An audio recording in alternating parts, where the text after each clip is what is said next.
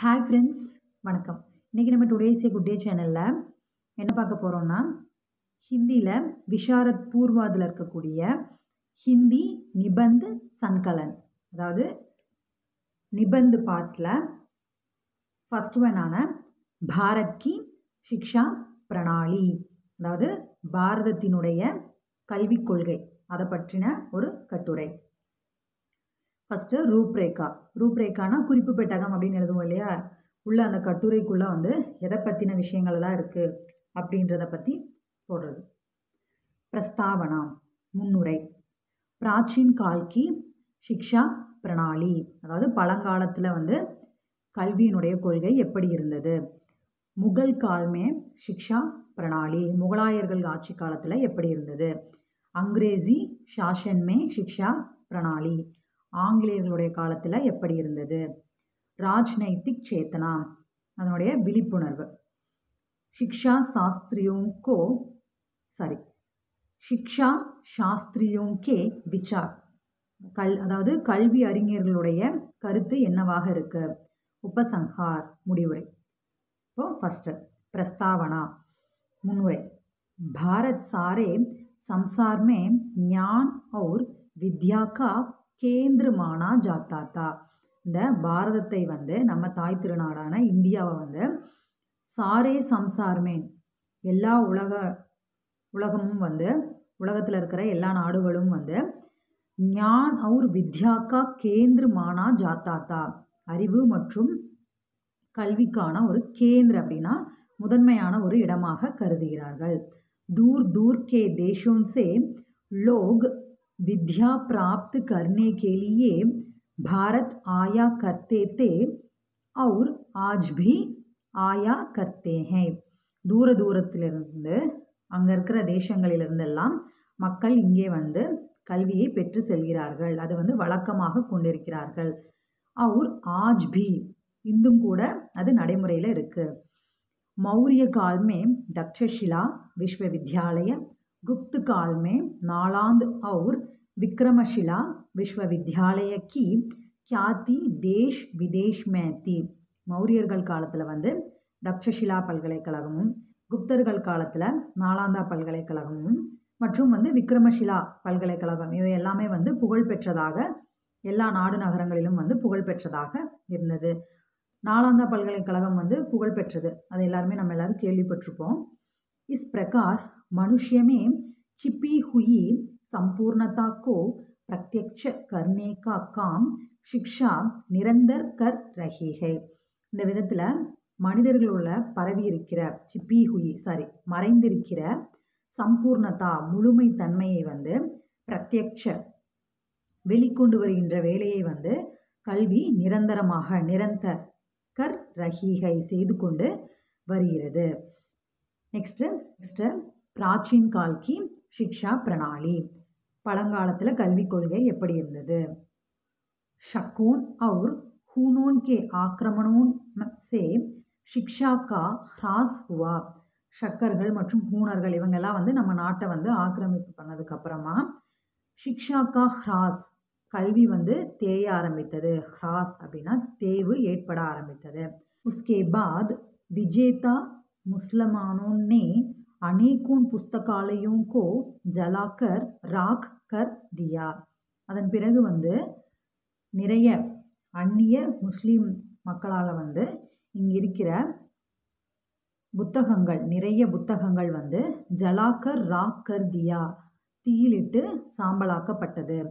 EC சமய குருகுல சிக்ஷா கா ஆரம்ப ஹுவா, அந்த சமயத்தில் குருகுல கல்வி ஆரம்பிக்கப்பட்டது.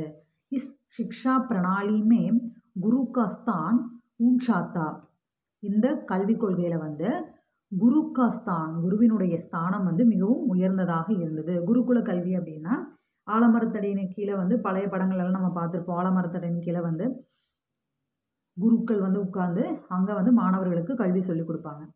और विद्यार्थी गण उनके आश्रम में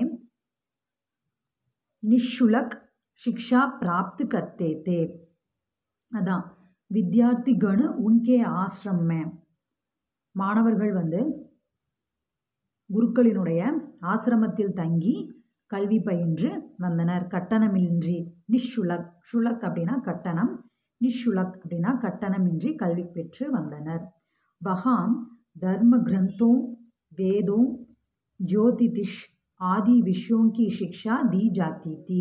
அங்கே வந்து தர்ம நூல்கள், வேதம், இதிகாச நூல்கள் இவையெல்லாம் பற்றி கல்வி அறிவு கொடுக்கப்பட்டது. முகல் கால்மே சிக்ஷா பிரணாலி, முகலாயர்கள் காலத்தில் எப்படி இருந்தது? முகல் கால்மே சிக்ஷா பிரணாலிமே பிரகதி நஹி ஹுயி தி. முகலாயர்கள் காலத்தில் வந்து கல்விக் கொள்கையில் எந்த ஒரு முன்னேற்றமும், கல்வி சம்பந்தமான விஷயங்களில் வந்து பிரகதி அப்படின்னா முன்னேற்றம், நஹி ஹுயி ஏற்படவில்லை. சிக்ஷா தர்ம கிரந்தோं தக் ஹி சீமித் ரஹி. கல்வி வந்து அந்த தர்ம நூல்கள் எல்லாம் இருந்தது இல்லையா, தர்ம புத்தகங்கள், அந்த தர்ம நூல்கள் அதோட வந்து அதனுடைய எல்லை நின்று விட்டது. புஸ்தகோं का मिलना सुलभ नहीं था. புத்தகங்கள் கிடைப்பது மிகவும் அரிதான விஷயமாக ஆனது. अतः पढ़ने वालों की संख्या भी बहुत कम होती थी. புத்தகங்கள் கிடைப்பதும் அரிதாகிவிட்டது, அதோடு வந்து படிக்கிறவங்களோட எண்ணிக்கையும் வந்து குறைந்து கொண்டே சென்றது. அங்கிரேசி शासन में शिक्षा प्रणाली. ஆங்கிலேயர்கள் காலத்தில் எப்படி இருந்தது? अंग्रेजों के काल में शिक्षा का एक नया अध्याय शुरू हुआ. ஆங்கிலேயர்கள் காலத்தில் வந்து கல்வியில் வந்து ஒரு ஏக் நயா, ஒரு புது அத்தியாயம், ஒரு புது வெர்ஷன் வந்து ஸ்டார்ட் ஆச்சு.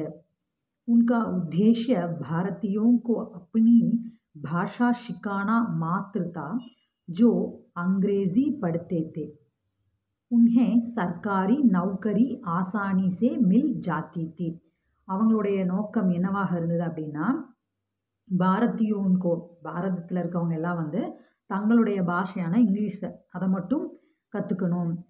அதாவது ஆங்கிலம் கற்றுக்கொள்வங்களுக்கு மட்டும்தான் வந்து சர்க்காரி நௌக்கரி அப்படின்னா அரசு வேலை அப்படின்றது ஈஸியாக கிடைக்கக்கூடியதாக இருந்தது. इस कारण अंग्रेजी का प्रचार तेजी से होने लगा. அந்த காரணத்தினால, ஏன்னா அரசு வேலை ஈஸியாக கிடைக்குது ஆங்கிலம் படித்தா அப்படின்னா, ஸோ அதனால் எல்லாருமே ஈஸியாக வந்து ஆங்கிலம் கற்றுக்கொள்ள ஆரம்பித்தாங்க. அதனால் ஆங்கிலம் வந்து அதை வந்து ஈஸியாக பரவ ஆரம்பிச்சுது. सरकारी नौकरी प्राप्त करने वाले भारतीय यह भूल जाते थे कि शासक भारतीयों को असभ्य एवं बर्बर समझते थे और इंग्लैंड के इतिहास को उज्ज्वल. சர்க்காரி நௌக்கரி, அரசு வேலை ஈஸியாக கிடைக்குது அப்படின்றதுனால எல்லாருமே வந்து ஆங்கிலத்தை கற்றுக்க ஆரம்பிச்சுட்டு நம்ம தாய்மொழியை வந்து மறக்க ஆரம்பித்தாங்க. அதோட ஷாஷக் பாரதியோங்கோ அசம்பிய அப்படின்னா ஆட்சியாளர்கள் வந்து என்ன பண்ணாங்க அப்படின்னா, அசபிய நம்ம தாய்மொழியையும் நம்ம தாய்நாட்டில் இருக்கிற அந்த நாகரிகம் இதெல்லாமே வந்து ஒரு முறையற்றது, நாகரிகம் அற்றதாக இருக்கிறாங்க மக்களெல்லாம் அப்படின்னு நினச்சாங்க. இதெல்லாம் வந்து காட்டு மிராண்டித்தனமாக இருக்காங்க. அசபிய அப்படின்னா நாகரிகமற்ற. ஏக் பர்பர் சம்ஸ்தேத்தே, காட்டு மிராண்டித்தனமாக இருக்கிறாங்க அப்படின்னு நினச்சாங்க. அவர் இங்கிலாந்துக்கே இத்திஹாஸ், இங்கிலாண்டினோட இதிகாசம்தான் வந்து ரொம்ப ஒரு பிரகாசமானது, ஒரு நல்ல ஒரு விஷயம், அதுதான் வந்து ஒரு சரியான விஷயம், மற்றபடி இங்கே இருக்கிறது வந்து காட்டு மிராண்டித்தனமாக இருக்கிறது அப்படின்னு நினச்சாங்க. राजनीतिक चेतना. ऐसी स्थिति में भारतीय समाज वेताओं तथा नेताओं का ध्यान इस राष्ट्र विरोधी शिक्षा के दोषों की ओर गया. और இல்லை, நல்லா பாருங்க, ஓர். ஐசி ஸ்திதி, இப்படிப்பட்ட நிலைமையில் வந்து பாரதத்தில் இருக்கக்கூடிய வேதாவோன் ததா நேதாவோன், எல்லாம் நன்கு அறிந்தவர்கள், நாளும் நல்லா தெரிஞ்சவங்க அப்படின்னு சொல்லுவாங்கள்ல, அப்படிப்பட்டவர்களும் தலைவர்கள் இவங்க எல்லாம் வந்து அவங்களுடைய தியான் அப்படின்னா அவங்களுடைய என்ன சொல்கிறது, அவங்களுடைய கவனம் முழுவதுமே வந்து அந்த பாரதத்திற்கு விரோதமாக இருக்கக்கூடிய அந்த கொள்கையின் மேல் வந்து சென்றது. ஓர் கயா. स्वामी श्रद्धानंद ने सन 1890 के आसपास गुरुकुल खागंडी की स्थापना की. சுவாமி ஸ்ரத்தானந்த் அப்படின்றவர் 1890க்கு அருகில் வந்து குருகுல கல்வியை வந்து மீண்டும் நிர்வகித்தார். அமைத்தார். इसमें विद्यार्थियों को सभी विषय हिंदी में पढ़ाए जाते थे. இதில் வந்து வித்யார்த்தியோன் மாணவர்களுக்கு எல்லாமே வந்து எல்லா விஷயங்களுமே வந்து ஹிந்தியிலேயே வந்து படாயே படிக்க வைக்கப்பட்டது. அவங்களுக்கு எல்லா படிப்புமே வந்து ஹிந்தியில் தான் சொல்லிக் கொடுக்கப்பட்டது. साथ ही संस्कृत का अध्ययन भी अनिवार्य कर दिया गया था. அதோட ஹிந்தியோட இல்லாமல் சம்ஸ்கிருதமும் சேர்ந்து கம்பல்சனாக இருந்தது. அதாவது கம்பல்சரி சம்ஸ்கிருதமும் அவங்க படிக்கக்கூடிய அந்த படிப்பில் இருந்தது.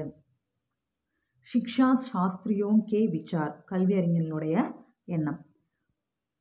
बेरोजगारी के फैलने के डर से महात्मा गांधी ने पुस्तकीय शिक्षा के साथ साथ उद्योग धंधे और कला कौशल सिखाए जाने पर जोर दिया, जिससे विद्यार्थी अपने पैरों पर खड़ा रह सके. பேரோஜ்காரி அதாவது வேலையில்லா திண்டாட்டம் வந்து பயில்னே வேலை இல்லாமல் மக்கள் எல்லாம் இருக்கிறதுக்கு அதை நினச்சி அதற்காக மகாத்மா காந்தி அவர்கள் என்ன சொன்னாங்க அப்படின்னா, புஸ்தகிய சிக்ஷா புத்தக அறிவோடு சேர்ந்து புத்தக கல்வியோடு வெறுமனே வந்து படித்து மனப்பாடம் பண்ணி அதை சொல்லி அது மட்டுமே அதை எழுதி அப்படி இருக்கிறது மட்டும் அல்லாமல் சாத் உத்யோக் தந்தே வேலை சம்பந்தமான தொழில் சம்பந்தமானது மற்றும் கலா கௌஷல் கலைகள் சம்பந்தமாகவும் கல்ச்சரல் சம்பந்தமாகவும் வந்து படிப்பு சொல்லிக் கொடுப்பது அவசியம்.